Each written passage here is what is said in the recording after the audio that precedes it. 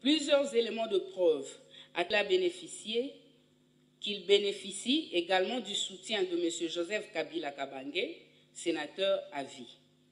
En effet, interrogé, M.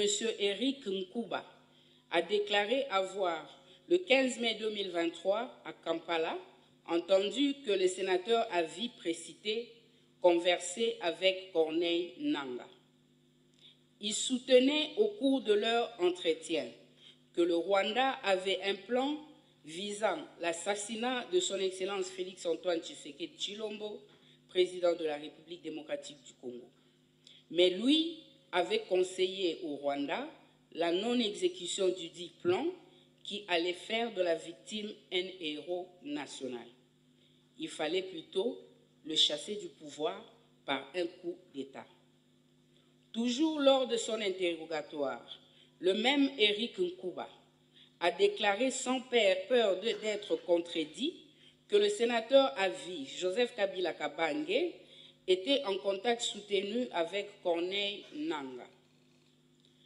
Alors que des présomptions graves, précises et concordantes de collaboration avec la coalition AFC-M23 pèsent sur sa personne, le sénateur à vie prénommé a affirmé, en date du 23 février 2025, au cours d'une interview accordée au journal Sunday Times en Afrique du Sud, que le mouvement terroriste AFC M23 représente les aspirations du peuple congolais et que c'est à tort que le gouvernement de la République démocratique du Congo le présente comme un groupe anarchique, une marionnette d'un État sans revendication légitime.